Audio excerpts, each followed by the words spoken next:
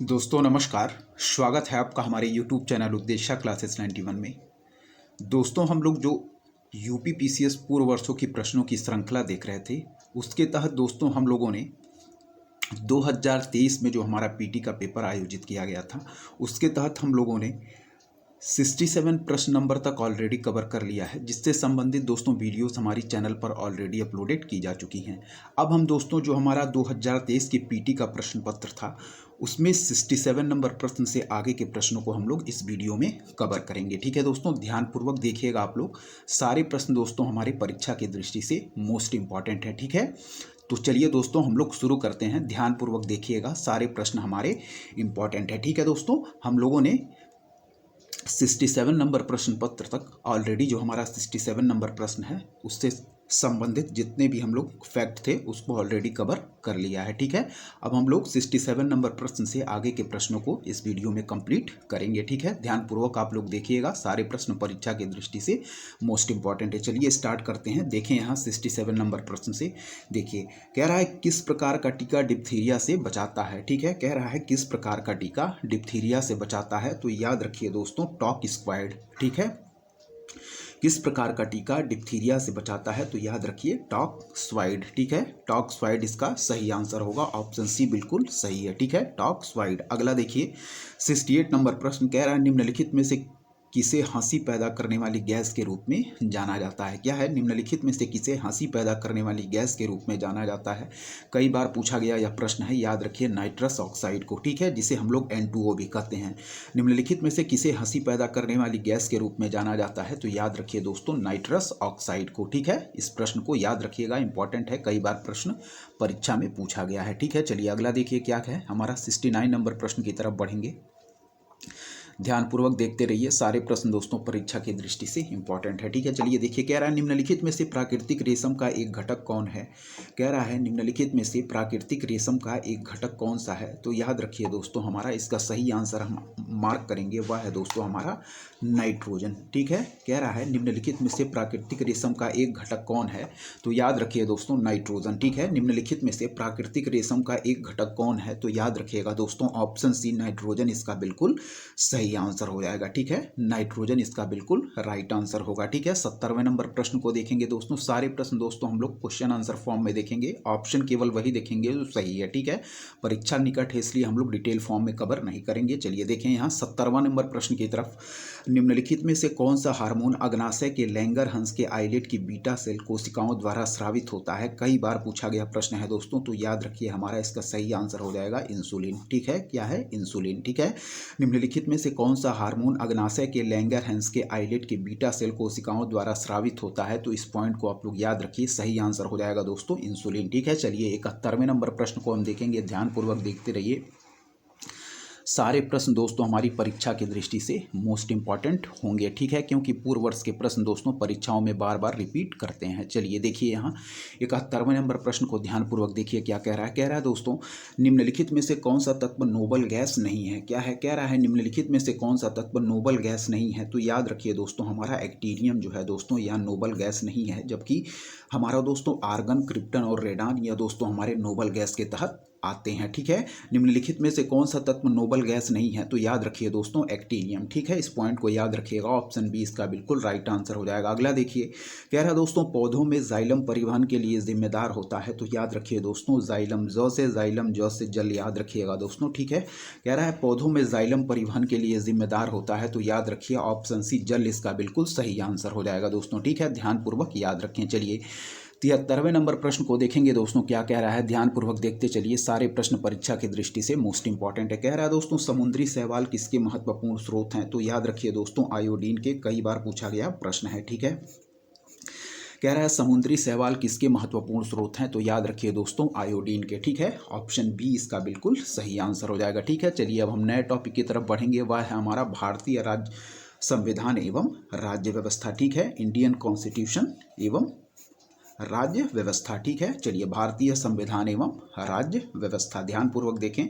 चलिए 74वां नंबर प्रश्न देखेंगे, क्या कह रहा है। कह रहा है निम्नलिखित घटनाओं पर विचार कीजिए तथा इन्हें सही कालक्रमानुसार में व्यवस्थित कीजिए, सबसे पहली से लेकर आखिरी गतिविधि तक। ठीक है, तो ध्यानपूर्वक देखें। कह रहा है दोस्तों प्रारूप समिति की नियुक्ति, भारतीय संविधान को अंगीकृत और अधिनियमित किया, भारतीय संविधान के प्रवृत्त होने की तिथि और संविधान सभा की प्रथम बैठक। तो याद रखिए यहाँ देखें, ठीक है, इसका सही आंसर हम मार्क करेंगे दोस्तों 4, 1, 2 और 3, 4, 1, 2 और 3, यानी कि सबसे पहले दोस्तों हमारा होगा संविधान सभा की प्रथम बैठक, ठीक है, फिर होगा दोस्तों प्रारूप समिति की नियुक्ति, ठीक है दोस्तों, फिर होगा भारतीय संविधान को अंगीकृत और अधिनियमित किया, और लास्ट में होगा भारतीय संविधान के प्रवृत्त होने की तिथि। ठीक है दोस्तों, सबसे पहले होगा संविधान सभा की प्रथम बैठक, फिर होगा प्रारूप समिति की नियुक्ति, फिर होगा दोस्तों भारतीय संविधान को अंगीकृत और अधिनियमित किया, और थर्ड में होगा भारतीय संविधान के प्रवृत्त होने की तिथि। ठीक है, राइट आंसर हमारा होगा 4, 1, 2 और 3। ठीक है, यही इसका सीरीज होगा। लेकिन चलिए हम डेट नीचे देखेंगे क्या दिया गया है। यहाँ देखें, संविधान सभा की प्रथम बैठक कब हुई थी दोस्तों, आप लोग याद रखिए, संविधान सभा की प्रथम बैठक हुई थी 9 दिसंबर 1946 को। ठीक है, संविधान सभा की प्रथम बैठक हुई थी 9 दिसंबर 1946 को। ठीक है, इस पॉइंट को याद रखिएगा।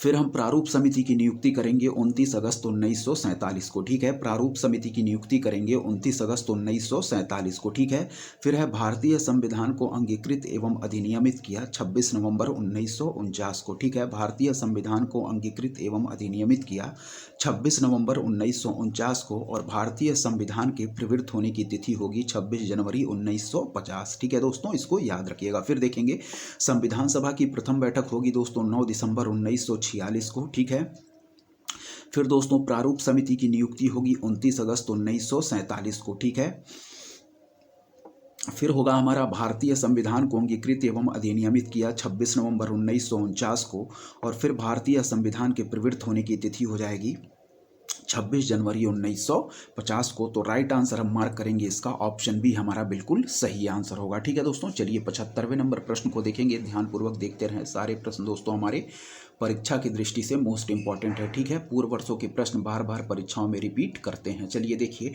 75वें नंबर प्रश्न को देखें। कह रहा है पंचायतों के समस्त चुनाव का संचालन करता है या करती है, तो याद रखिए दोस्तों राज्य निर्वाचन आयोग। ठीक है, राज्य निर्वाचन आयोग। ठीक है, याद रखिए कि पंचायतों के समस्त चुनावों का संचालन करता है या करती है, तो याद रखिए राज्य निर्वाचन आयोग। ठीक है, और किस आर्टिकल के तहत दिया गया है यह भी याद रखिए, अनुच्छेद 243 बी के तहत। ठीक है, अनुच्छेद 243 बी के तहत। ठीक है दोस्तों, इसको याद रखिएगा, अनुच्छेद 243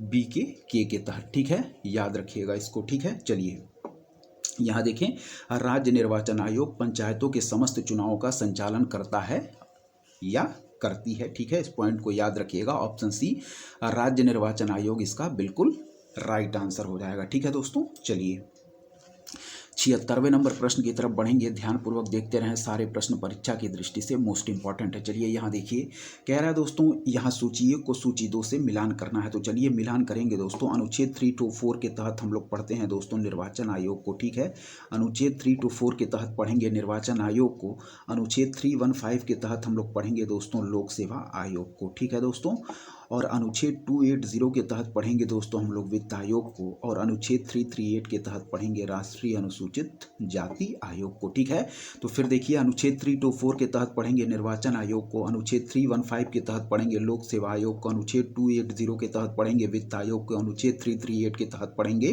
राष्ट्रीय अनुसूचित जाति आयोग को। ठीक है दोस्तों, अनुच्छेद 324 होगा निर्वाचन आयोग, अनुच्छेद 315 होगा लोक सेवा आयोग, अनुच्छेद 280 होगा वित्त आयोग, अनुच्छेद 338 होगा राष्ट्रीय अनुसूचित जाति आयोग। ठीक है दोस्तों, और राइट आंसर हम किसको मार्क करेंगे, यह हो जाएगा हमारा ऑप्शन डी। ठीक है, याद रखिएगा, यहाँ देखें आप लोग, अनुच्छेद 280 वित्त आयोग, अनुच्छेद 315 लोक सेवा आयोग, अनुच्छेद 324 निर्वाचन आयोग, अनुच्छेद 338 राष्ट्रीय अनुसूचित जाति आयोग। ठीक है दोस्तों, ध्यानपूर्वक याद रखिएगा। चलिए आगे देखें क्या कह रहा है।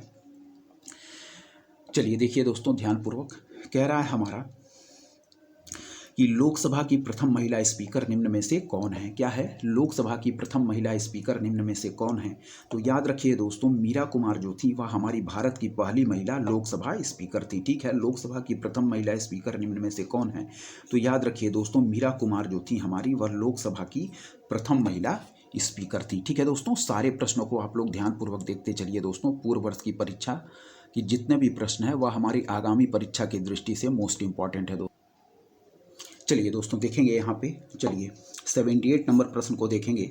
कह रहा है दोस्तों संसद के सचिवालय से संबंधित कुछ यहाँ पॉइंट दिए गए हैं, ठीक है। पूछ रहा है इनमें कौन से कथन सही हैं, ठीक है। ध्यानपूर्वक देखिए, संसद के सचिवालय में पदों के संदर्भ में निम्न में से कौन सा से कथन सही है। तो पहला पॉइंट कह रहा है दोस्तों कि संसद के प्रत्येक सदन के सचिवालय के लिए सम्मिलित पदों को सृजित किया जा सकता है। क्या है, संसद के प्रत्येक सदन के सचिवालय के लिए सम्मिलित पदों को सृजित किया जा सकता है। तो पहला पॉइंट हमारा दोस्तों बिल्कुल सही है, ठीक है। संसद के प्रत्येक सदन के सचिवालय के लिए सम्मिलित पदों को सृजित किया जा सकता है, ठीक है। दूसरा पॉइंट कह रहा है कि संसद को अपने किसी भी सदन के सचिवालयी स्टाफ की सेवा शर्तों को विनियमित करने का अधिकार होता है, ठीक है। दोनों पॉइंट ध्यानपूर्वक देखें कि पहला है संसद के प्रत्येक सदन के सचिवालय के लिए सम्मिलित पदों को सृजित किया जा सकता है, और दूसरा कि संसद को अपने किसी भी सदन के सचिवालयी स्टाफ की सेवा शर्तों को विनियमित करने का अधिकार होता है, ठीक है। तो दोनों पॉइंट दोस्तों हमारे सचिवालय से संबंधित, जो संसद के सचिवालय से संबंधित दोनों पॉइंट दिए गए हैं, ये दोनों पॉइंट हमारे बिल्कुल सही हैं दोस्तों, ठीक है। तो दोनों पॉइंट संसद के सचिवालय से संबंधित याद रखिएगा, आगामी परीक्षाओं में भी पूछे जा सकते हैं, ठीक है। संसद के प्रत्येक सदन के सचिवालय के लिए सम्मिलित पदों को सृजित किया जा सकता है, ठीक है। और दूसरा कि संसद को अपने किसी भी सदन के सचिवालयी स्टाफ की सेवा शर्तों को विनियमित करने का अधिकार होता है, ठीक है। तो दोनों पॉइंटों को आप लोग याद रखिएगा, दोनों हमारे पॉइंट जो दिए गए हैं संसद के सचिवालय से संबंधित, ये दोनों पॉइंट हमारे सही हैं।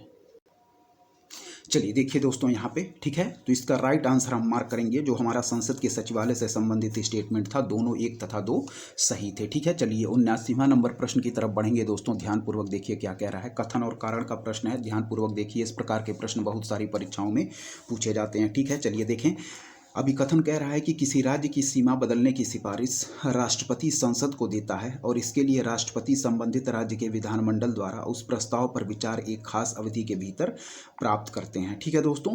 फिर कह रहा है कारण कि राष्ट्रपति को उस राज्य विधानमंडल का प्रस्ताव मानना अनिवार्य नहीं है, ठीक है। राष्ट्रपति को उस राज्य विधानमंडल का प्रस्ताव मानना अनिवार्य नहीं है, ठीक है। फिर से देखें, अभी कथन कह रहा है कि किसी राज्य की सीमा बदलने की सिफारिश राष्ट्रपति संसद को देता है, और इसके लिए राष्ट्रपति संबंधित राज्य के विधानमंडल द्वारा उस प्रस्ताव पर विचार एक खास अवधि के भीतर प्राप्त करते हैं, ठीक है दोस्तों। फिर कह रहा है हमारा कारण कि राष्ट्रपति को उस राज्य विधानमंडल का प्रस्ताव मानना अनिवार्य नहीं है, ठीक है। तो इसका राइट आंसर हम मार्क करेंगे दोस्तों, वह है हमारा ए, ठीक है।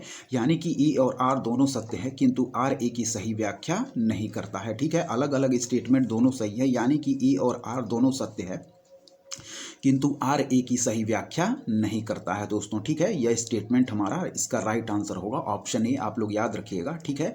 ए और आर दोनों सत्य हैं, किंतु आर ए की सही व्याख्या नहीं करता है, ठीक है। चलिए 80वें नंबर प्रश्न की तरफ बढ़ेंगे दोस्तों। ध्यानपूर्वक देखिए यहाँ क्या कह रहा है, चलिए देखिए। कह रहा है दोस्तों निम्नलिखित में से कौन भारतीय संविधान के अनुच्छेद 20 का हिस्सा नहीं है, ठीक है। कह रहा है निम्नलिखित में से कौन भारतीय संविधान के अनुच्छेद 20 का हिस्सा नहीं है।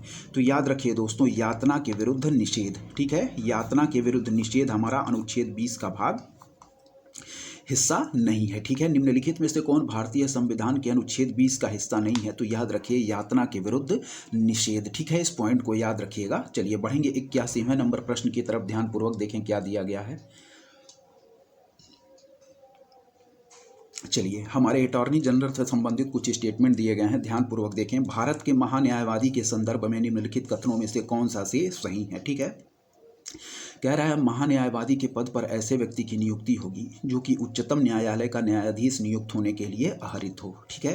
कह रहा है महान्यायवादी के पद पर ऐसे व्यक्ति की नियुक्ति होगी जो कि उच्चतम न्यायालय का न्यायाधीश नियुक्त होने के लिए आहरित हो, ठीक है। तो इस पॉइंट को याद रखिएगा, पहला स्टेटमेंट हमारा बिल्कुल सही दिया गया। फिर कह रहा है महान्यायवादी को उनके पद से उसी प्रक्रिया से हटाया जा सकता है जैसे कि उच्चतम न्यायालय के न्यायाधीशों को। यह स्टेटमेंट हमारा दोस्तों गलत है, ठीक है। दूसरा जो हमारा स्टेटमेंट है यह गलत है, ठीक है। पहला स्टेटमेंट हमारा सही है। राइट आंसर हम मार्क करेंगे ऑप्शन डी केवल 1, ठीक है दोस्तों।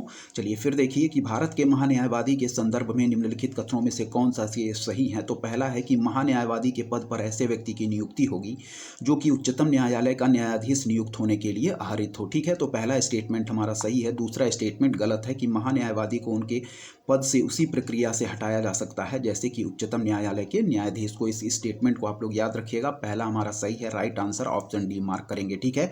चलिए 82वें नंबर प्रश्न को देखेंगे क्या कह रहा है, ध्यानपूर्वक देखें, ठीक है। चलिए देखें यहाँ कह रहा है निम्न युग्मों में से कौन सा युग्म सही सुमेलित नहीं है। ठीक है, तो नवी अनुसूची कह रहा है राज्यसभा में स्थानों का आवंटन। ठीक है, कह रहा है नवी अनुसूची राज्यसभा में स्थानों का आवंटन। तीसरी अनुसूची कह रहा है शपथ या प्रतिज्ञान के प्रारूप। ठीक है, आठवीं अनुसूची कह रहा है भाषाएं। 10वीं कह रहा है दल परिवर्तन के आधार पर निरअर्हता। ठीक है दोस्तों, तो यहाँ पे जो हमारा नवी अनुसूची है यही दोस्तों हमारा गलत दिया गया है। ठीक है, राज्यसभा में स्थानों का आवंटन दोस्तों यह हमारा गलत दिया गया है। ठीक है, राज्यसभा में जो स्थानों का आवंटन है यह हमारा गलत दिया गया है। ठीक है, तो आप लोग ध्यानपूर्वक याद रखिएगा। ठीक है, जो राज्यसभा में स्थानों का आवंटन है दोस्तों यह हमारा नवी अनुसूची में ना होकर चौथी अनुसूची में है। ठीक है, इसीलिए हमारा ऑप्शन ए जो है यह गलत है। ठीक है, यहाँ नवी अनुसूची ना होकर चौथी अनुसूची होता तो यह स्टेटमेंट हमारा सही होता। चौथी अनुसूची में दिया गया है राज्यसभा में स्थानों का आवंटन, ना कि नवी अनुसूची में दिया गया है। ठीक है दोस्तों, चलिए तीसरी अनुसूची दिया गया है शपथ या प्रतिज्ञान के प्रारूप। ठीक है दोस्तों, क्या है तीसरी अनुसूची दिया गया है शपथ या प्रतिज्ञान के प्रारूप, बिल्कुल सही है। आठवीं अनुसूची दिया गया है भाषाएं, बिल्कुल सही है। 10वीं अनुसूची दिया गया है दल परिवर्तन के आधार पर निरअर्हता, यह भी हमारा बिल्कुल सही दिया गया है। जबकि नवी अनुसूची राज्यसभा में स्थानों का आवंटन नहीं है। यहाँ यदि चौथी अनुसूची होता तो यह बिल्कुल सही होता। ठीक है, ध्यानपूर्वक आप लोग इस पॉइंट को याद रखिएगा। चलिए बढ़ेंगे दोस्तों 83वें नंबर प्रश्न की तरफ। यहाँ देखें क्या कह रहा है। 83वां नंबर प्रश्न हम देखेंगे, ध्यानपूर्वक देखते रहिए। सारे प्रश्न परीक्षा की दृष्टि से मोस्ट इंपॉर्टेंट है। चलिए यहाँ देखें 83वां नंबर प्रश्न क्या कह रहा है। कह रहा है नीचे उच्चतम न्यायालय को मौलिक अधिकारों का हनन रोकने के लिए रिट जारी करने की शक्ति के संबंध में दो कथन दिए गए हैं। ठीक है, कह रहा है नीचे उच्चतम न्यायालय को मौलिक अधिकारों का हनन रोकने के लिए रिट जारी करने की शक्ति के संबंध में दो कथन दिए गए हैं। पहला स्टेटमेंट पढ़ेंगे, उच्चतम न्यायालय को यह शक्ति प्रदत्त है कि बंदी प्रत्यक्षीकरण, परमादेश, प्रतिषेध, अधिकार परीक्षा और उत्प्रेषण रिट जो भी मूल अधिकारों को लागू करने के लिए समुचित हो उस रिट का प्रयोग कर सकती है। ठीक है, बिल्कुल सही है। फिर कह रहा है कि संसद को अधिकार है कि वह कानून बनाकर किसी अन्य न्यायालय को अपनी आधिकारिक स्थानीय सीमाओं के भीतर उच्चतम न्यायालय की दी गई इन शक्तियों का प्रयोग कर सकती है। ठीक है, तो यह भी स्टेटमेंट हमारा सही है। ठीक है, फिर से पढ़ेंगे हम लोग। पहला है कि उच्चतम न्यायालय को यह शक्ति प्रदत्त है कि वह बंदी प्रत्यक्षीकरण, परमादेश, प्रतिषेध, अधिकार परीक्षा और उत्प्रेषण रिट जो भी मूल अधिकारों को लागू करने के लिए समुचित हो उस रिट का प्रयोग कर सकती है। बिल्कुल सही स्टेटमेंट दिया गया है। दूसरा कह रहा है कि संसद को अधिकार है कि वह कानून बनाकर किसी अन्य न्यायालय को अपनी आधिकारिक स्थानीय सीमाओं के भीतर उच्चतम न्यायालय की दी गई इन शक्तियों का प्रयोग कर सकती है। तो यह भी स्टेटमेंट हमारा सही है दोस्तों। ठीक है, यानी कि पहला और दूसरा स्टेटमेंट दोनों हमारा सही है। तो आप लोग सही आंसर मार्क करेंगे ऑप्शन डी, यानी कि 1 और 2 हमारा स्टेटमेंट सही है। ठीक है, ध्यानपूर्वक इस पॉइंट को आप लोग याद रखिएगा। चलिए आगे देखेंगे यहाँ पे क्या कह रहा है दोस्तों। यहाँ देखें, चलिए 84वां नंबर प्रश्न कह रहा है दोस्तों, संसद में उत्तर प्रदेश के प्रतिनिधित्व के संदर्भ में निम्नलिखित कथनों में से कौन सा से सही है। ठीक है, कह रहा है राज्यसभा के लिए उत्तर प्रदेश को 31 सीटें आवंटित हैं। ठीक है, संसद में राज्यसभा के लिए उत्तर प्रदेश को 31 सीटें आवंटित हैं, तो यह बिल्कुल हमारा पॉइंट सही दिया गया है दोस्तों। ठीक है, राज्यसभा के लिए उत्तर प्रदेश को 31 सीटें आवंटित हैं। दूसरा कह रहा है कि लोकसभा के 80 सदस्य उत्तर प्रदेश से निर्वाचित होते हैं। ठीक है, कह रहा है कि लोकसभा के 80 सदस्य उत्तर प्रदेश से निर्वाचित होते हैं, तो यह भी स्टेटमेंट हमारा सही है। राइट आंसर हम मार्क करेंगे दोस्तों ऑप्शन डी, यानी कि दोनों 1 एवं 2 हमारे पॉइंट सही दिए गए हैं। ठीक है दोस्तों, ध्यानपूर्वक आप लोग याद रखिएगा। चलिए दोस्तों 85वें नंबर प्रश्न की तरफ बढ़ेंगे। कह रहा है दोस्तों, संघ वित्त आयोग के संदर्भ में निम्नलिखित में से कौन सा से कथन सही है। ठीक है, कह रहा है दोस्तों यहाँ पे हमारा, ठीक है चलिए देखें, कह रहा है वित्त आयोग में एक अध्यक्ष तथा 6 सदस्य होते हैं। ठीक है, कह रहा है वित्त आयोग में एक अध्यक्ष तथा 6 सदस्य होते हैं, यह गलत दिया गया है। वित्त आयोग में एक अध्यक्ष व 4 सदस्य होते हैं। ठीक है, तो पहला स्टेटमेंट हमारा सही नहीं है। वित्त आयोग में एक अध्यक्ष व 4 सदस्य होते हैं। ठीक है, कह रहा है यह अपना प्रतिवेदन नीति आयोग को प्रस्तुत करता है, यह भी स्टेटमेंट हमारा गलत है दोस्तों। ठीक है, यह अपना प्रतिवेदन किसको प्रस्तुत करता है, तो यह अपना प्रतिवेदन दोस्तों प्रस्तुत करेगा हमारा किसको, यह अपना प्रतिवेदन हमारा भारत के राष्ट्रपति को प्रस्तुत करता है, ना कि नीति आयोग को। तो दोनों स्टेटमेंट हमारा गलत दिए गए हैं। हम राइट आंसर मार्क करेंगे ऑप्शन बी, ना तो 1 ना तो 2, दोनों स्टेटमेंट हमारे गलत दिए गए हैं। ठीक है, वित्त आयोग में एक अध्यक्ष तथा 4 सदस्य होते हैं और यह अपना प्रतिवेदन नीति आयोग को प्रस्तुत ना करके राष्ट्रपति को प्रस्तुत करता है। इस स्टेटमेंट को आप लोग याद रखिएगा। ठीक है दोस्तों, ध्यानपूर्वक देखते चलिए दोस्तों। सारे पॉइंट हमारी परीक्षा की दृष्टि से मोस्ट इंपॉर्टेंट है। ठीक है, इसलिए सारे पॉइंट जितने भी आंसर हमारे यहाँ पे दिए गए हैं प्रश्न, उनको सारे आप लोग ध्यानपूर्वक देखते चलिए। परीक्षा की दृष्टि से मोस्ट इंपॉर्टेंट होंगे सारे यहाँ पे जो भी परीक्षा में प्रश्न पूछे गए हैं।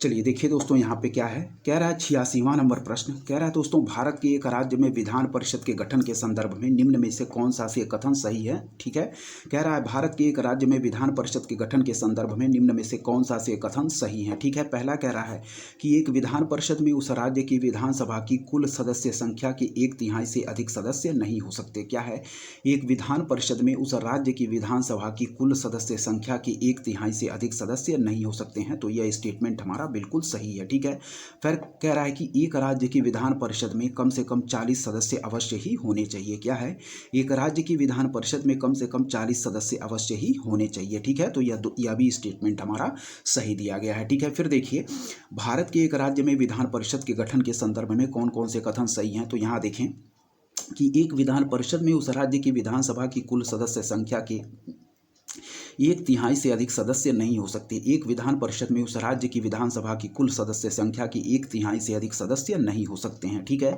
फिर है एक राज्य की विधान परिषद में कम से कम 40 सदस्य अवश्य ही होने चाहिए। ठीक है, तो दोनों स्टेटमेंट हमारे राज्य की विधान परिषद के संबंध में सही हैं। ठीक है, इस पॉइंट को आप लोग याद रखिएगा। ठीक है, परीक्षा की दृष्टि से हमारे दोनों ही पॉइंट इंपॉर्टेंट है दोस्तों। ठीक है, चलिए अब हम बढ़ेंगे 87वें नंबर प्रश्न की तरफ, ध्यानपूर्वक देखते रहिए। चलिए देखिए दोस्तों, यहाँ क्या कह रहा है हमारा 87वां नंबर प्रश्न, ध्यानपूर्वक देखिएगा। कह रहा है दोस्तों, निम्नलिखित में से कौन सा प्रावधान संविधान का भाग सही सुमेलित नहीं है। ठीक है, कह रहा है निम्नलिखित में से कौन सा प्रावधान संविधान का भाग सही सुमेलित नहीं है। ठीक है दोस्तों, कह रहा है अधिकरण। ठीक है, तो अधिकरण कह रहा है दोस्तों यहाँ पे हमारा, ठीक है, अधिकरण कह रहा है दोस्तों भाग 11। ठीक है, अधिकरण कह रहा है भाग 11। संघ राज्य क्षेत्र कह रहा है दोस्तों भाग 8। अनुसूचित और जनजातीय क्षेत्र कह रहा है दोस्तों हमारा भाग 10। जबकि राजभाषा कह रहा है दोस्तों हमारा क्या, राजभाषा है दोस्तों हमारा भाग 17। ठीक है, तो याद रखिएगा, अधिकरण जो दिया गया है दोस्तों यह हमारा भाग 11 ना होकर यह हमारा अधिकरण दिया गया है दोस्तों भाग 14A में। ठीक है, अधिकरण हमारा दिया गया है दोस्तों, ना कि हमारा भाग, यह अधिकरण भाग 11 ना होकर भाग 14A होगा। ठीक है, तो पहला ही हमारा जो ए दिया गया है यह हमारा सुमेल नहीं है। जबकि संघ राज्य क्षेत्र दिया गया है भाग 8, बिल्कुल सही सुमेल है। अनुसूचित और जनजाति क्षेत्र भाग 10 बिल्कुल सही सुमेल है। राजभाषा दिया गया है भाग 17, यह भी हमारा बिल्कुल सही सुमेल है। जबकि दिया गया है कि अधिकरण भाग 11, या अधिकरण भाग 11 में ना होकर भाग 14A में है। ठीक है, इस स्टेटमेंट को आप लोग सही याद रखिएगा। यहाँ अधिकरण भाग 11 ना होकर भाग 14A होगा। ठीक है, जबकि संघ राज्य क्षेत्र भाग 8 बिल्कुल सही है। अनुसूचित और जनजाति क्षेत्र भाग 10 बिल्कुल सही है। राजभाषा भाग 17 बिल्कुल सही सुमेल है। ठीक है, चलिए यहाँ देख लें एक बार, अधिकरण दोस्तों हो जाएगा भाग 14A। ठीक है, संघ राज्य क्षेत्र हो जाएगा भाग 8, अनुसूचित और जनजाति क्षेत्र हो जाएगा भाग 10 और राजभाषा हो जाएगा दोस्तों भाग 17। याद रखिएगा, अधिकरण भाग 14A, संघ राज्य क्षेत्र भाग 8, अनुसूचित और जनजाति क्षेत्र भाग 10 और राजभाषा हमारा भाग 17। ठीक है, चलिए 88वें नंबर प्रश्न को देखेंगे।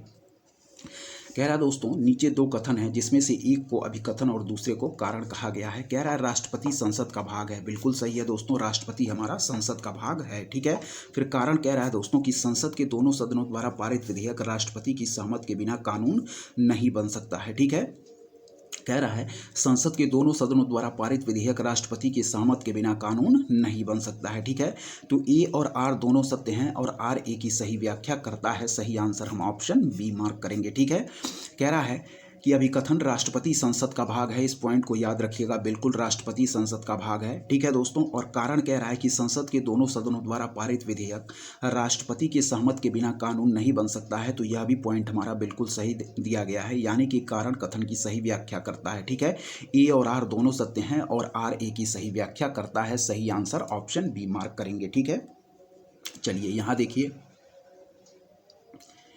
कह रहा है दोस्तों 89वां नंबर प्रश्न की संसद की संयुक्त बैठक के संदर्भ में निम्नलिखित में से कौन सा से कथन सही है। कह रहा है अनुच्छेद 109 कुछ दशाओं में संसद की दोनों सदनों की संयुक्त बैठक का प्रावधान करता है, बिल्कुल गलत दिया गया है। अनुच्छेद 108 है दोस्तों, ठीक है, ना कि 109। तो पहला स्टेटमेंट हमारा गलत है। दूसरा कह रहा है दोनों सदनों की संयुक्त बैठक की अध्यक्षता स्पीकर करता है, बिल्कुल सही है दोस्तों, दोनों सदनों की संयुक्त बैठक की अध्यक्षता हमारा स्पीकर करता है। ठीक है दोस्तों, यह पॉइंट हमारा सही है। तो सही आंसर हम मार्क करेंगे ऑप्शन सी केवल 2। ठीक है, इस पॉइंट को याद रखिएगा। हमारा जो संयुक्त बैठक यानी कि जो हमारा दोस्तों संयुक्त बैठक है। इस संयुक्त बैठक का प्रावधान हमारा ना कि अनुच्छेद 109 में है या अनुच्छेद 108 के तहत दिया गया है, ठीक है। ज्वाइंट सिटिंग का प्रावधान दिया गया है अनुच्छेद 108 में, ना कि अनुच्छेद 109 में। इस पॉइंट को याद रखिएगा। जबकि दोनों सदनों की संयुक्त बैठक की अध्यक्षता हमारा स्पीकर करता है, इस पॉइंट को याद रखिएगा, ठीक है। कई बार परीक्षाओं में पूछा गया है। चलिए देखें 90वां नंबर प्रश्न को देखें। कह रहा है निम्नलिखित में से कौन सा प्रावधान नीति निदेशक तत्वों तथा मौलिक कर्तव्यों दोनों का एक भाग है, ठीक है। तो याद रखिएगा दोस्तों, पर्यावरण संरक्षण, ठीक है, यानी कि इन्वायरमेंट कंजर्वेशन हमारा दोस्तों फंडामेंटल ड्यूटीज का भी पार्ट है और डीपीएसपी का भी पार्ट है हमारा पर्यावरण का संरक्षण, ठीक है। निम्नलिखित में से कौन सा प्रावधान नीति निदेशक तत्वों तथा मौलिक कर्तव्यों दोनों का एक भाग है? तो याद रखिएगा दोस्तों, पर्यावरण संरक्षण, ठीक है दोस्तों, पर्यावरण संरक्षण, ठीक है। नीति निदेशक तत्व में जो हमारा दोस्तों 48 का आर्टिकल है उसके तहत दिया गया है पर्यावरण संरक्षण, और हमारा जो फंडामेंटल ड्यूटी है उसमें 51 क 6 के तहत, ठीक है। फंडामेंटल ड्यूटी में 51 क 6 के तहत और हमारा डीपीएसपी में 48 क के तहत, ठीक है। इस पॉइंट को याद रखिएगा। पर्यावरण का संरक्षण हमारा नीति निदेशक तत्वों तथा मौलिक कर्तव्यों दोनों का एक भाग है। चलिए 91 नंबर प्रश्न की तरफ बढ़ेंगे। कह रहा भारतीय संविधान ने प्रारंभ में कितनी अवधि के लिए सभी सरकारी उद्देश्यों हेतु अंग्रेजी भाषा के उपयोग की अनुमति प्रदान की थी? तो याद रखिएगा दोस्तों, इसका राइट आंसर हो जाएगा 15 वर्ष, ठीक है, 15 वर्ष के लिए, ठीक है। भारतीय संविधान ने प्रारंभ में कितनी अवधि के लिए सभी सरकारी उद्देश्यों हेतु अंग्रेजी भाषा के उपयोग की अनुमति प्रदान की थी? तो याद रखिएगा दोस्तों, 15 वर्ष इसका बिल्कुल सही आंसर हो जाएगा, ठीक है। क्या है, भारतीय संविधान ने प्रारंभ में कितनी अवधि के लिए सभी सरकारी उद्देश्यों हेतु अंग्रेजी भाषा के उपयोग की अनुमति प्रदान की थी? तो याद रखिएगा 15 वर्ष, ठीक है। चलिए अगला देखें। कह रहा है दोस्तों, पंचायती राज पर अशोक मेहता समिति प्रतिवेदन 1977 की प्रमुख सिफारिशों के संदर्भ में निम्नलिखित कथनों में से कौन सा से सही है? ठीक है, फिर देखिए, पंचायती राज पर अशोक मेहता समिति प्रतिवेदन 1977 की प्रमुख सिफारिशों के संदर्भ में निम्नलिखित कथनों में से कौन सा से सही है? कह रहा है पंचायत राज की 3 स्तरीय व्यवस्था के स्थान पर द्विस्तरीय व्यवस्था होनी चाहिए। बिल्कुल सही है दोस्तों, यह हमारी अशोक मेहता समिति ने रिकमेंड किया था कि पंचायती राज की 3 स्तरीय व्यवस्था के स्थान पर द्विस्तरीय व्यवस्था होनी चाहिए। फिर कह रहा है कि राज्य स्तर के नीचे पर्यवेक्षण हेतु खंड को विकेंद्रीकरण का प्रथम बिंदु माना जाना चाहिए। ठीक है, कह रहा है राज्य स्तर के नीचे पर्यवेक्षण हेतु खंड को विकेंद्रीकरण का प्रथम बिंदु माना जाना चाहिए। ठीक है दोस्तों, यह हमारा स्टेटमेंट गलत दिया गया है। ठीक है, दूसरा जो स्टेटमेंट है यह हमारा दोस्तों गलत है, जबकि पहला कि पंचायती राज की 3 स्तरीय व्यवस्था के स्थान पर द्विस्तरीय व्यवस्था होनी चाहिए, यह पॉइंट दोस्तों हमारा सही है, बिल्कुल सही दिया गया है। जबकि दूसरा कि राज्य स्तर के नीचे पर्यवेक्षण हेतु खंड को विकेंद्रीकरण का प्रथम बिंदु माना चाहिए, यह हमारा स्टेटमेंट दोस्तों गलत दिया गया है। ठीक है, तो केवल एक हमारा इसका राइट आंसर होगा। ठीक है, ध्यानपूर्वक आप लोग याद रखिएगा। चलिए देखेंगे यहाँ पे क्या दिया गया है इसका सही आंसर।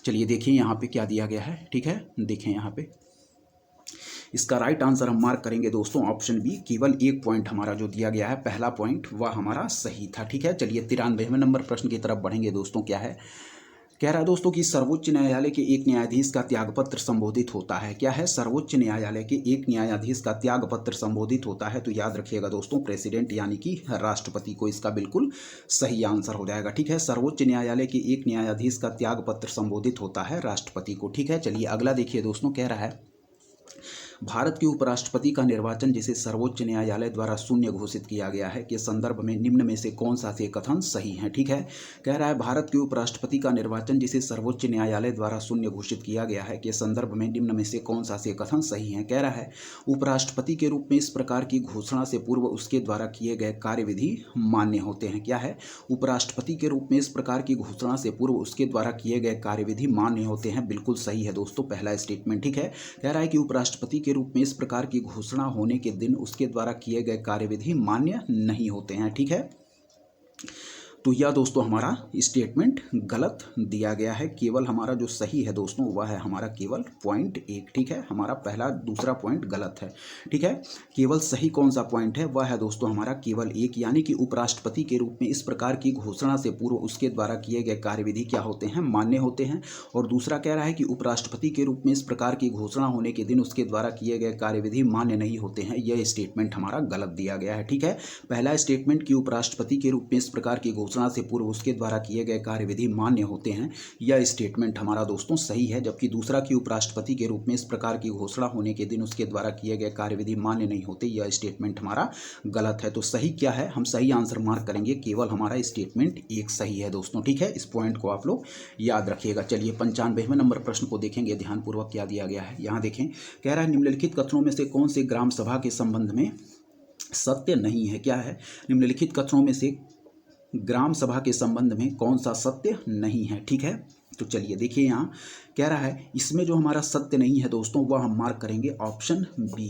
ठीक है, कह रहा है इसकी शक्तियों का निर्धारण केंद्रीय सरकार के द्वारा होता है, यह स्टेटमेंट हमारा सही नहीं है। ठीक है, तो ग्राम सभा के संबंध में कौन सा स्टेटमेंट सत्य नहीं है, वह है कि इसकी शक्तियों का निर्धारण केंद्रीय सरकार के द्वारा होता है, यह स्टेटमेंट हमारा गलत दिया गया है दोस्तों। ठीक है, यह स्टेटमेंट हमारा सही नहीं है, इस पॉइंट को आप लोग याद रखिएगा। चलिए अब हम बढ़ेंगे दोस्तों भारतीय अर्थव्यवस्था की तरफ। देखिए, कह रहा है दोस्तों कि निम्नलिखित में से कौन निर्धनता के प्रकार हैं। 96वां नंबर प्रश्न देखिए, कह रहा है निम्नलिखित में से कौन निर्धनता के प्रकार हैं। ठीक है, तो कह रहा है दोस्तों इसमें जो सही आंसर होगा वह है दोस्तों हमारा होगा केवल 1 एवं 2, यानी कि जो पूर्ण निर्धनता है यह निर्धनता का एक प्रकार है, और जो सापेक्ष निर्धनता है यह एक निर्धनता का प्रकार है। जबकि व्यक्तिपरक निर्धनता और प्रकार्यात्मक निर्धनता यह निर्धनता के प्रकार नहीं है। ठीक है, तो याद रखिएगा पूर्ण निर्धनता, ठीक है, और सापेक्ष निर्धनता। ठीक है, क्या है, पूर्ण या परम निर्धनता और सापेक्ष निर्धनता यह हमारे निर्धनता के प्रकार हैं। सही आंसर हम मार्क करेंगे केवल 1 एवं 2। ठीक है,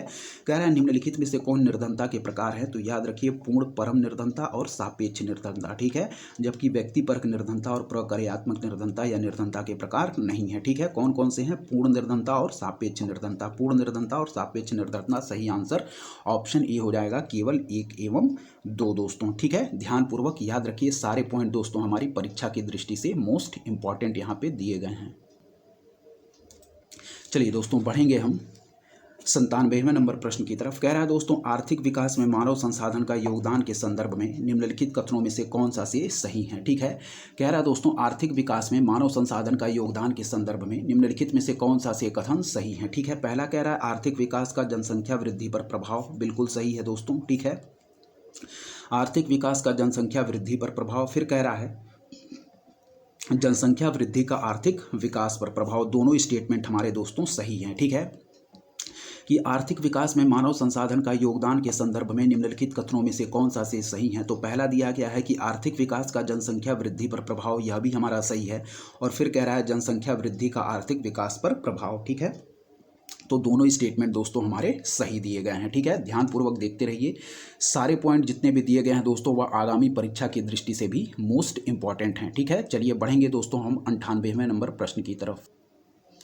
चलिए इसका सही आंसर हम मार्क करेंगे दोस्तों, दोनों 1 तथा 2 हमारे दोनों पॉइंट जो दिए गए थे हमारा आर्थिक विकास से संबंधित, इकोनॉमिक डेवलपमेंट से संबंधित, वह हमारे सही दिए गए थे। ठीक है, चलिए यहाँ देखेंगे, अब हम बढ़ेंगे दोस्तों 98वें नंबर प्रश्न की तरफ। कह रहा है दोस्तों संघीय बजट। ठीक है, तो यह दोस्तों बजट हम अपडेटेड देखेंगे। ठीक है, यह हमारा पूर्व वर्ष जो बजट पेश हुआ था उससे संबंधित है। ठीक है, डाटा पुराने हो जाते हैं दोस्तों। ठीक है, चलिए ठीक है, अब बढ़ेंगे दोस्तों हम 99वें नंबर प्रश्न की तरफ। यह भी दोस्तों हमारा क्या है, यह भी हमारा देखिए यहाँ केंद्रीय बजट 2023 से संबंधित है। ठीक है, ये बजट के पुराने डाटा है दोस्तों। ठीक है, चलिए यहाँ देखिए अगला 100वां नंबर प्रश्न देखें यहाँ क्या कह रहा है। चलिए देखें यहाँ पे 100वां नंबर प्रश्न, यह भी दोस्तों हमारा इकोनॉमिक सर्वे 2023 से संबंधित है। ठीक है, यह सब पुराने डाटा हो चुके हैं दोस्तों, यह हम अपडेटेड डाटा को देखेंगे। ठीक है, चलिए यहाँ देखिए,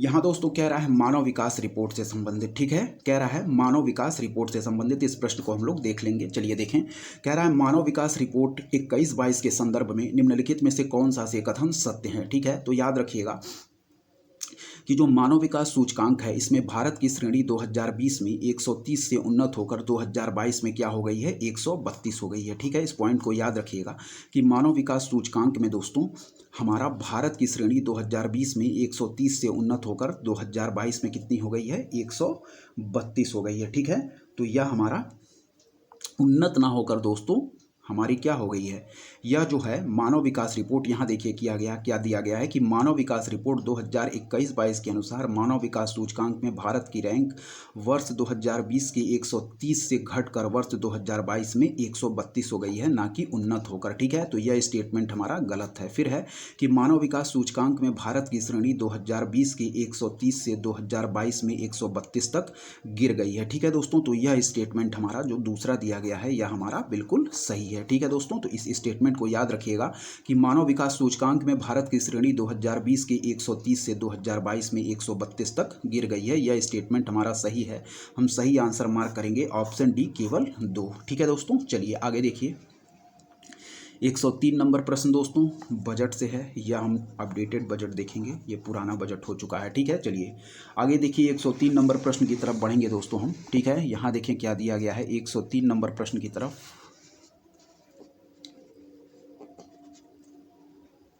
चलिए ध्यानपूर्वक देखिए, जनसंख्या के सिद्धांत और सिद्धांतों के प्रतिपादक। ठीक है, कह रहा है उपयुक्त जनसंख्या सिद्धांत, तो उपयुक्त जनसंख्या सिद्धांत को हम लोग सुमेल करेंगे दोस्तों, वह है हमारा एडविन केनन। ठीक है, फिर कह रहा है सामाजिक अपसमायोजन सिद्धांत, तो सामाजिक अपसमायोजन सिद्धांत को हम लोग सुमेल करेंगे दोस्तों किससे, हेनरी जॉर्ज से। ठीक है, फिर जनसंख्या संक्रमण सिद्धांत, तो इसको हम लोग सुमेल करेंगे दोस्तों जनसंख्या संक्रमण सिद्धांत को थॉमसन से। ठीक है, और जनसंख्या खाद्यान्न आपूर्ति सिद्धांत, इसको हम लोग सुमेल करेंगे दोस्तों माल्थस से। ठीक है, फिर देखिए उपयुक्त जनसंख्या सिद्धांत को सुमेल करेंगे एडविन केनन से। ठीक है, सामाजिक अपसमायोजन सिद्धांत को सुमेल करेंगे दोस्तों हेनरी जॉर्ज से, जनसंख्या संक्रमण सिद्धांत को सुमेल करेंगे दोस्तों थॉमसन से, और जनसंख्या खाद्यान्न आपूर्ति सिद्धांत को सुमेल करेंगे दोस्तों हम माल्थस से। ठीक है, उपयुक्त जनसंख्या सिद्धांत को सुमेल करेंगे एडविन केनन से। ठीक है, सामाजिक अपसमायोजन सिद्धांत को सुमेल करेंगे हेनरी जॉर्ज से, जनसंख्या संक्रमण सिद्धांत को सुमेल करेंगे थॉमसन से, और जनसंख्या खाद्यान्न आपूर्ति सिद्धांत को सुमेल करेंगे माल्थस से। ठीक है, और सही आंसर मार्क करेंगे दोस्तों हम ऑप्शन सी। ठीक है, इस पॉइंट को याद रखिएगा, नीचे एक बार हम और देखेंगे। ठीक है, चलिए यहाँ देखें उपयुक्त जनसंख्या सिद्धांत दिया है दोस्तों एडविन केनन ने। ठीक है, उपयुक्त जनसंख्या सिद्धांत दिया है दोस्तों एडविन केनन ने, सामाजिक उपसमायोजन सिद्धांत दिया है हेनरी जॉर्ज ने, सामाजिक उपसमायोजन सिद्धांत दिया है हेनरी जॉर्ज ने, जनसंख्या संक्रमण सिद्धांत दिया है दोस्तों थॉमसन ने, जनसंख्या संक्रमण सिद्धांत दिया है दोस्तों थॉमसन ने, जनसंख्या खाद्यान्न आपूर्ति सिद्धांत दिया है माल्थस ने। ठीक है, इस पॉइंट को याद रखिएगा, उपयुक्त जनसंख्या सिद्धांत एडविन केनन ने, उपयुक्त जनसंख्या सिद्धांत एडविन केनन ने, सामाजिक उपसमायोजन सिद्धांत हेनरी जॉर्ज ने, सामाजिक उपसमायोजन सिद्धांत हेनरी जॉर्ज ने, जनसंख्या संक्रमण सिद्धांत थॉमसन में। ठीक है, जनसंख्या खाद्यान्न आपूर्ति सिद्धांत माल्थस ने। ठीक है, इस पॉइंट को आप लोग याद रखिएगा। फिर से देखें उपयुक्त जनसंख्या सिद्धांत एडविन केनन, ठीक है, सामाजिक उपसमायोजन सिद्धांत हेनरी जॉर्ज, जनसंख्या संक्रमण सिद्धांत थॉमसन, और जनसंख्या खाद्यान्न आपूर्ति सिद्धांत माल्थस। ठीक है दोस्तों, यदि आपको हमारा कंटेंट पसंद आ रहा है दोस्तों, तो हमारे चैनल उद्देश्य क्लासेस 91 को दोस्तों जरूर सब्सक्राइब करें, लाइक करें दोस्तों, अपने दोस्तों के बीच शेयर भी करें, और इसी तरह दोस्तों लगातार पढ़ते रहें, और अपने फीडबैक दोस्तों कमेंट बॉक्स में जरूर लिखें। ठीक है दोस्तों, ध्यानपूर्वक हमारे चैनल की तरफ से अच्छा कंटेंट दोस्तों आपको प्रोवाइड करने की कोशिश की जाएगी। ठीक है, तब तक ध्यानपूर्वक पढ़ते रहें। चलिए बढ़ते हैं दोस्तों आगे की प्रश्नों की तरफ। 104 नंबर प्रश्न देखें दोस्तों। ठीक है, यह केंद्रीय बजट से संबंधित है, इसको हम लोग छोड़ेंगे, आगे बढ़ेंगे दोस्तों। ठीक है, चलिए बजट पुराना हो चुका है, हम नए बजट को देखेंगे। चलिए देखें, कह रहा है दोस्तों निम्नलिखित में से कौन आर्थिक क्रिया नहीं है। क्या है, निम्नलिखित में से कौन आर्थिक क्रिया नहीं है, तो याद रखिए स्वैच्छिक समाज सेवा। ठीक है, स्वैच्छिक समाज सेवा दोस्तों हमारी आर्थिक क्रिया नहीं है। ठीक है, याद रखिए यह हमारा ऑप्शन है, इसका बिल्कुल सही आंसर हो जाएगा। कह रहा है निम्नलिखित में से कौन आर्थिक क्रिया नहीं है, तो याद रखिए स्वैच्छिक समाज सेवा, जबकि किसान, खेती, नौकरी, परिवहन, यह सभी दोस्तों हमारी आर्थिक क्रिया हैं। ठीक है, चलिए आगे देखिए दोस्तों क्या कह रहा है यहाँ पे। चलिए बढ़ेंगे दोस्तों, यहाँ पे देखें। चलिए, कह रहा है निम्नलिखित में से कौन सा एक योजना वर्ष सही सुमेलित नहीं है। ठीक है, तो कह रहा है दोस्तों सांसद आदर्श ग्राम योजना, इसको स्टार्ट किया गया था दोस्तों 2014 में, बिल्कुल सही है दोस्तों। ठीक है, फिर कह रहा है कि दीनदयाल उपाध्याय ग्रामीण कौशल्या योजना। ठीक है, दीनदयाल उपाध्याय ग्रामीण कौशल्या योजना, यह भी हमारा दोस्तों सही है। ठीक है, फिर कह रहा है श्यामा प्रसाद मुखर्जी रू अर्बन मिशन। क्या है, श्यामा प्रसाद मुखर्जी रू अर्बन मिशन, तो यह 2015 में स्टार्ट ना होकर 2016 में स्टार्ट किया गया था, यही हमारी योजना सुमेल नहीं है। फिर कह रहा है कि rural housing interest subsidy scheme, तो यह 2017 में स्टार्ट किया गया था, यह हमारा बिल्कुल सही है। ठीक है, फिर देखेंगे सांसद आदर्श ग्राम योजना 2014 में स्टार्ट की गई थी, बिल्कुल सही है। दीनदयाल उपाध्याय ग्रामीण कौशल्या योजना 2014 में स्टार्ट की गई थी, बिल्कुल सही है।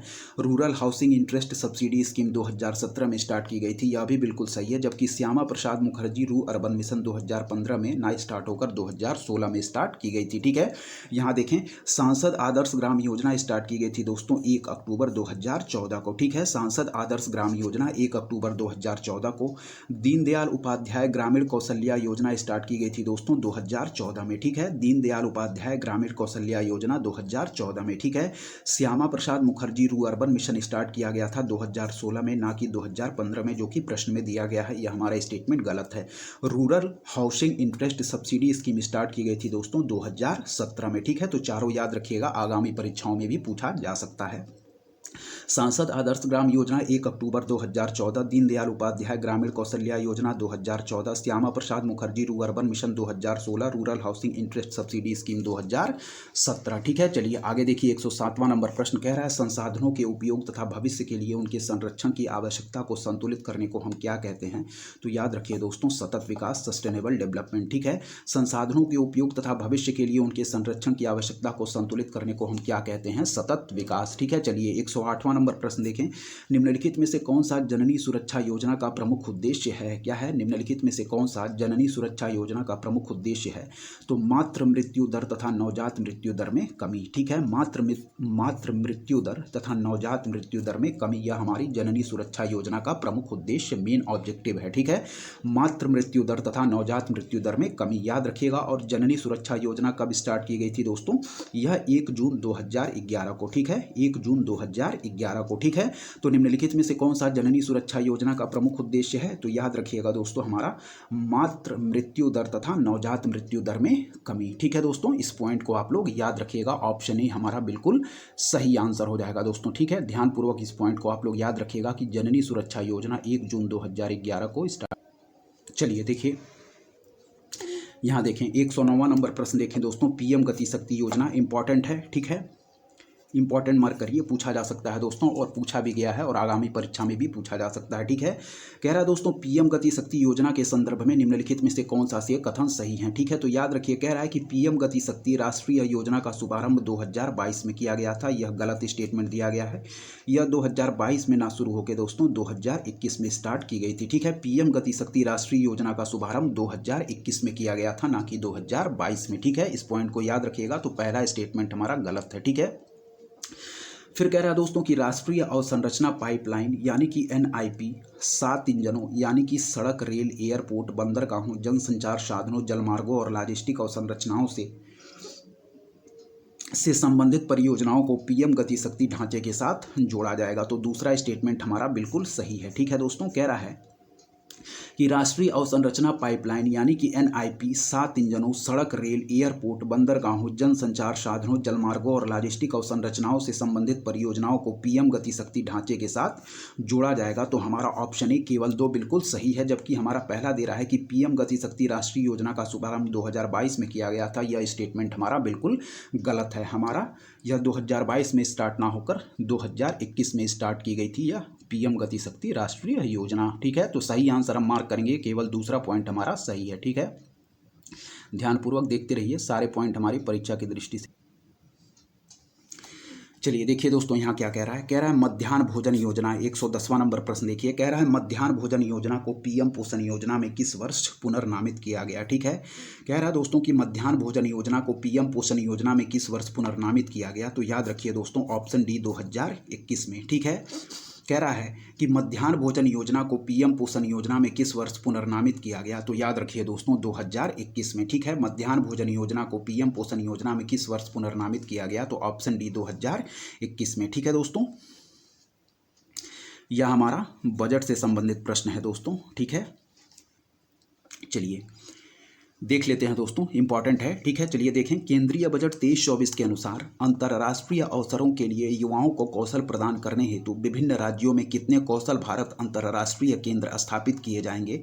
तो याद रखिए दोस्तों 30 इसका, ठीक है। इंपॉर्टेंट है कि केंद्रीय बजट 23-24 के अनुसार अंतर्राष्ट्रीय अवसरों के लिए युवाओं को कौशल प्रदान करने हेतु विभिन्न राज्यों में कितने कौशल भारत अंतर्राष्ट्रीय केंद्र स्थापित किए जाएंगे? तो याद रखिए ऑप्शन डी 30, ठीक है। चलिए आगे देखिए क्या है दोस्तों, जनसंख्या के प्रश्न आगे, जनसंख्या एवं नगरीकरण, ठीक है। चलिए 112 नंबर प्रश्न कह रहा है कि भारत में जनसंख्या स्थायित्व का लक्ष्य किस वर्ष तक निर्धारित किया गया है? ठीक है, कह रहा है भारत में जनसंख्या स्थायित्व का लक्ष्य किस वर्ष तक निर्धारित किया गया है। इंपॉर्टेंट प्रश्न है, आगामी परीक्षाओं में भी पूछा जा सकता है, तो वर्ष 2070 तक, ठीक है।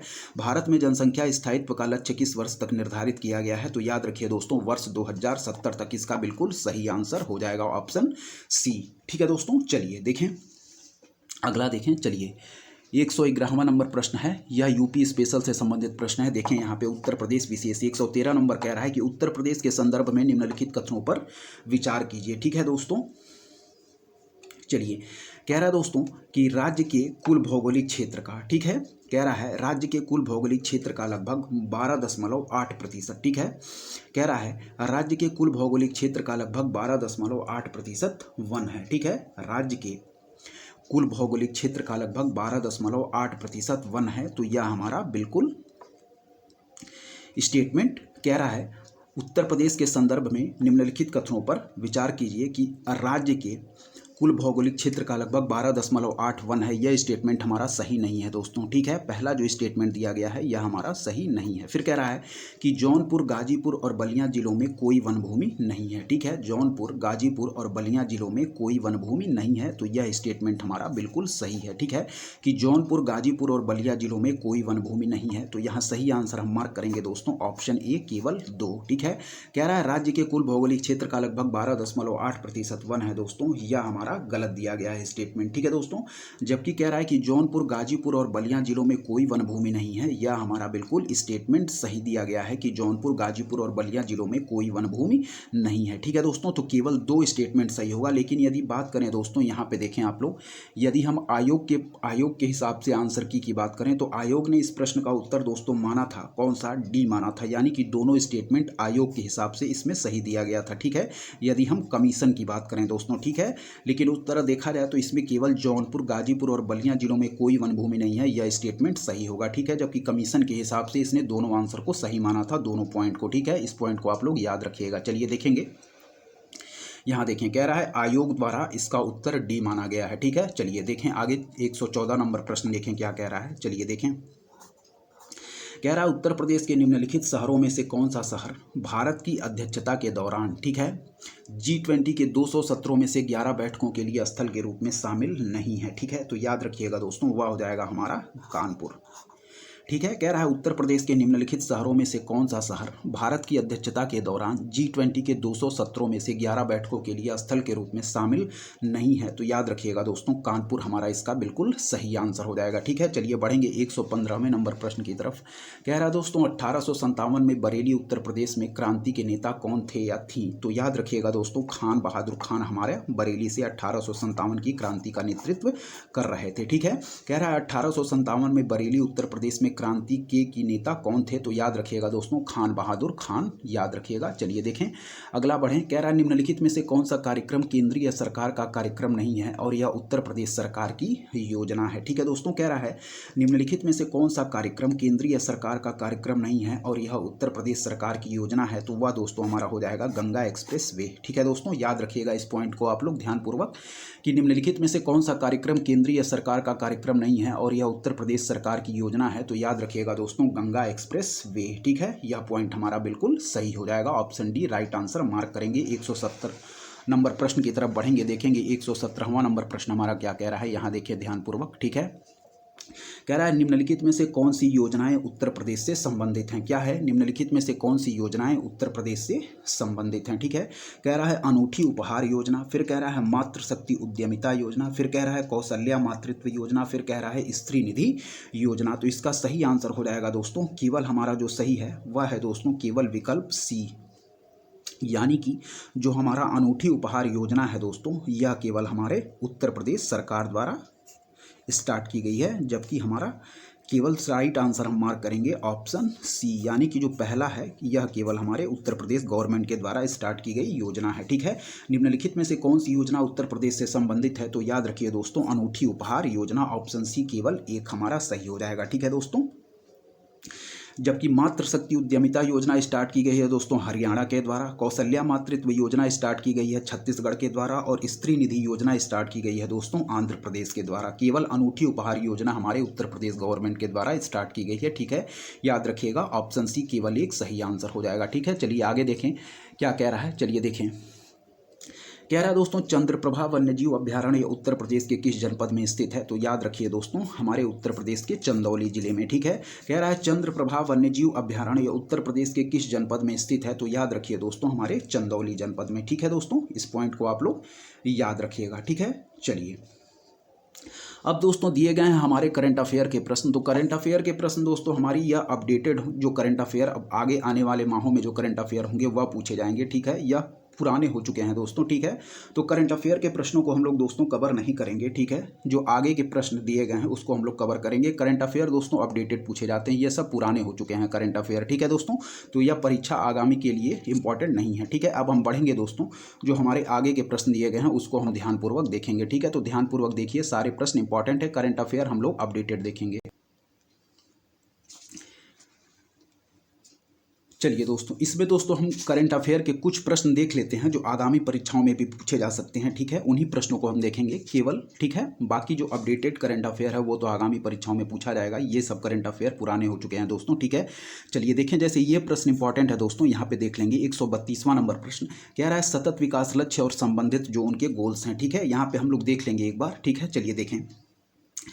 कह रहा है दोस्तों SDG 10, तो SDG 10 हमारा संबंधित है दोस्तों, यह हमारा है असमानताओं में कमी। ठीक है, जो हमारा SDG 10 है वह है दोस्तों असमानताओं में कमी। ठीक है, फिर कह रहा है दोस्तों हमारा SDG 13, तो SDG 13 है दोस्तों यह हमारा जलवायु क्रिया से संबंधित हो जाएगा। ठीक है, फिर कह रहा है SDG 14, तो यह हो जाएगा दोस्तों जल के नीचे यानी पानी के नीचे जीवन। ठीक है दोस्तों, फिर कह रहा है SDG 15, तो यह हो जाएगा हमारा दोस्तों SDG 15 जमीन पर जीवन। ठीक है, तो सही आंसर हम मार्क करेंगे ऑप्शन डी। चलिए फिर से देखिए, कह रहा है दोस्तों SDG 10 हो जाएगा दोस्तों हमारा असमानताओं में कमी। क्या है? SDG 10 हो जाएगा दोस्तों असमानताओं में कमी। SDG 13 हो जाएगा दोस्तों जलवायु क्रिया। क्या है? SDG 13 हो जाएगा दोस्तों जलवायु क्रिया। ठीक है, SDG 14 हो जाएगा पानी के नीचे का जीवन, और SDG 15 हो जाएगा जमीन पर जीवन। ठीक है, फिर देखिए कह रहा है SDG 10 हो जाएगा SDG 10 असमानताओं में कमी, SDG 13 हो जाएगा जलवायु क्रिया। क्या है? SDG 13 हो जाएगा जलवायु क्रिया, SDG 14 हो जाएगा पानी के नीचे का जीवन, और SDG 15 हो जाएगा दोस्तों असमानताओं में कमी। ठीक है, SDG 10 असमानताओं में कमी, SDG 13 जलवायु क्रिया, SDG 14 पानी के नीचे का जीवन, SDG 15 जमीन पर जीवन। सही आंसर ऑप्शन डी मार्क करेंगे, और जितने भी हमारे 17 SDG गोल है उसको हम लोग एक बार रिवाइज कर लेंगे। ठीक है, ध्यानपूर्वक आप लोग देखिएगा, सारे परीक्षा की दृष्टि से इंपॉर्टेंट हैं।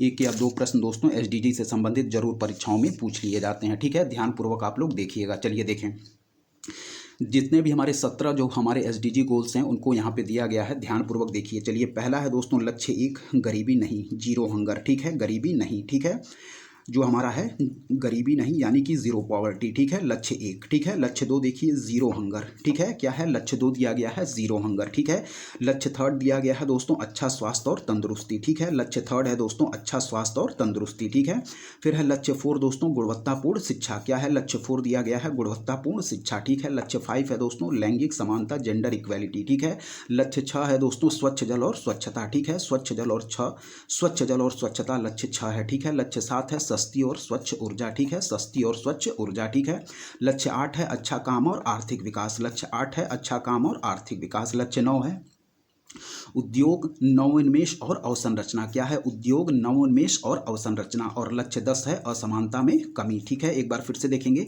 लक्ष्य 1 है गरीबी नहीं। क्या है? लक्ष्य 1 है गरीबी नहीं। लक्ष्य 2 है जीरो हंगर। लक्ष्य 2 है जीरो हंगर। ठीक है, लक्ष्य 3 है अच्छा स्वास्थ्य और तंदुरुस्ती। लक्ष्य 3 है अच्छा स्वास्थ्य और तंदुरुस्ती। ठीक है, लक्ष्य 3 है अच्छा स्वास्थ्य और तंदुरुस्ती। लक्ष्य 4 है गुणवत्तापूर्ण शिक्षा। लक्ष्य 4 है गुणवत्तापूर्ण शिक्षा। ठीक है, लक्ष्य 5 है लैंगिक समानता। लक्ष्य 5 है लैंगिक समानता। ठीक है, लक्ष्य 6 है स्वच्छ जल और स्वच्छता। लक्ष्य 6 है स्वच्छ जल और स्वच्छता। ठीक है, लक्ष्य 7 है सस्ती और स्वच्छ ऊर्जा। लक्ष्य 7 है सस्ती और स्वच्छ ऊर्जा। सस्ती और स्वच्छ ऊर्जा। ठीक है, लक्ष्य 8 है अच्छा काम और आर्थिक विकास। लक्ष्य 8 है अच्छा काम और आर्थिक विकास। लक्ष्य 9 है उद्योग नवोन्मेष और अवसंरचना। लक्ष्य 9 है उद्योग नवोन्मेष और अवसंरचना। लक्ष्य 10 है असमानता में कमी। ठीक है, चलिए आगे देखेंगे। 11वां नंबर एसडीजी हमारा क्या है, यहाँ देखें ध्यानपूर्वक। चलिए देखें 11वां नंबर है दोस्तों सतत शहर और समुदाय। क्या है, सतत शहर और समुदाय। लक्ष्य 12 है दोस्तों जिम्मेदार उपभोग और उत्पादन। लक्ष्य 12 है जिम्मेदार उपभोग और उत्पादन। 13वां है जलवायु कार्रवाई। 13वां है जलवायु कार्रवाई। 14वां है जल के नीचे जीवन। 15वां है दोस्तों भूमि पर जीवन। ठीक है, 14वां है जल के नीचे जीवन। 14वां है जल के नीचे जीवन। 15वां है भूमि पर जीवन। 16 है शांति और न्याय मजबूत संस्थान। क्या है, 16वां शांति और न्याय मजबूत संस्थान। और 17वां है दोस्तों लक्ष्य हासिल करने के लिए साझेदारी। ठीक है, फिर देखें 11वां है सतत शहर और समुदाय। 11वां है सतत शहर और समुदाय। 12वां है जिम्मेदार उपभोग और उत्पादन। 12वां है जिम्मेदार उपभोग और उत्पादन। 13वां है जलवायु कार्रवाई। 13वां है जलवायु कार्रवाई। 14वां है जल के नीचे जीवन। 14वां है जल के नीचे जीवन। 15वां है भूमि पर जीवन। ठीक है, 16वां है शांति और न्याय मजबूत संस्थान। और 17वां है लक्ष्य हासिल करने के लिए साझेदारी। ठीक है दोस्तों, इसको याद रखिएगा। चलिए अब जो अगला इंपॉर्टेंट हमारा प्रश्न बन सकता है वह 134वां नंबर देख लीजिए, आगामी परीक्षाओं में भी पूछा जा सकता है। कह रहा है भारतीय जैविक डाटा केंद्र किस राज्य में स्थापित किया जा रहा है। ठीक है, तो भारतीय जैविक डाटा केंद्र हमारा स्थापित किया जा रहा है दोस्तों, वह है हमारा कहाँ पे, तो यह हमारा स्थापित किया जाएगा दोस्तों, ऑप्शन बी इसका बिल्कुल सही आंसर है। ठीक है, ऑप्शन बी इसका जो हमारा भारतीय जैविक डाटा केंद्र किस राज्य में स्थापित किया जा रहा है, तो वह स्थापित किया जा रहा है दोस्तों हमारा हरियाणा में। ठीक है, कह रहा है कि क्षेत्रीय जैव प्रौद्योगिकी केंद्र फरीदाबाद में भारतीय जैविक डाटा बैंक की स्थापना की गई है। ठीक है, तो याद रखिएगा जो हमारा फरीदाबाद हरियाणा में है वहाँ हमारा भारतीय जैविक डाटा केंद्र बनाया जा रहा है। ठीक है, एक और इंपॉर्टेंट प्रश्न है, इसको भी याद रखिए, आगामी परीक्षाओं में भी पूछा जा सकता है। तो कह रहा है कि निसार उपग्रह, तो याद रखिए निसार जो है दोस्तों निम्नलिखित में से किन संगठनों द्वारा संयुक्त रूप से विकसित किया जा रहा है, तो इस पॉइंट को आप लोग याद रखिएगा। ठीक है, इसका सही आंसर हो जाएगा दोस्तों हमारा क्या, यह है दोस्तों इसरो और नासा का संयुक्त मिशन है हमारा, जो हमारा निसार मिशन है। ठीक है, इसरो और नासा, इसको आप लोग याद रखिएगा। ठीक है, चलिए बढ़ेंगे दोस्तों, हम 136 आगे के प्रश्नों को देखेंगे जो हमारे मोस्ट इंपॉर्टेंट है करंट अफेयर में, जो आगामी परीक्षाओं में भी पूछे जा सकते हैं, उन्हीं को केवल हम देखेंगे। बाकी करंट अफेयर दोस्तों अपडेटेड पूछे जाते हैं। ठीक है, ये जो करंट अफेयर दिए गए हैं ये अब पुराने हो चुके हैं। ठीक है, चलिए आगे देखेंगे।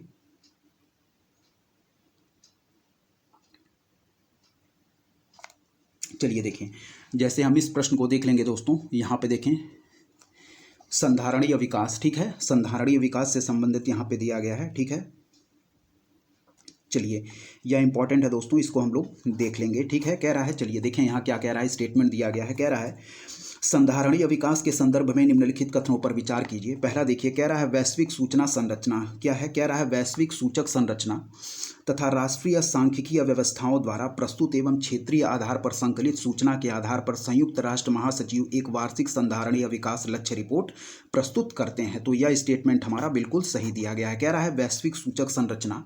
ठीक है, कि क्या कह रहा है देखें यहाँ पे। ठीक है, ध्यानपूर्वक देखें, कह रहा है वैश्विक सूचक संरचना तथा राष्ट्रीय सांख्यिकीय व्यवस्थाओं द्वारा प्रस्तुत एवं क्षेत्रीय आधार पर संकलित सूचना के आधार पर जो हमारे संयुक्त राष्ट्र महासचिव एक वार्षिक संधारणीय विकास लक्ष्य रिपोर्ट प्रस्तुत करते हैं। तो यह स्टेटमेंट हमारा बिल्कुल सही है। ठीक है, फिर कह रहा है कि वैश्विक संधारणीय विकास रिपोर्ट हर तिमाही संयुक्त राष्ट्र महासभा में चतुर्वार्षिक संधारणीय विकास लक्ष्य के विषयों को पुनरावलोकन हेतु प्रस्तुत की जाती है। यह स्टेटमेंट हमारा गलत दिया गया है। ठीक है, पहला स्टेटमेंट केवल सही है। ध्यानपूर्वक देखें कि वैश्विक सूचक संरचना तथा राष्ट्रीय सांख्यिकीय व्यवस्थाओं द्वारा प्रस्तुत एवं क्षेत्रीय आधार पर संकलित सूचना के आधार पर संयुक्त राष्ट्र महासचिव एक वार्षिक संधारणीय विकास लक्ष्य रिपोर्ट प्रस्तुत करते हैं।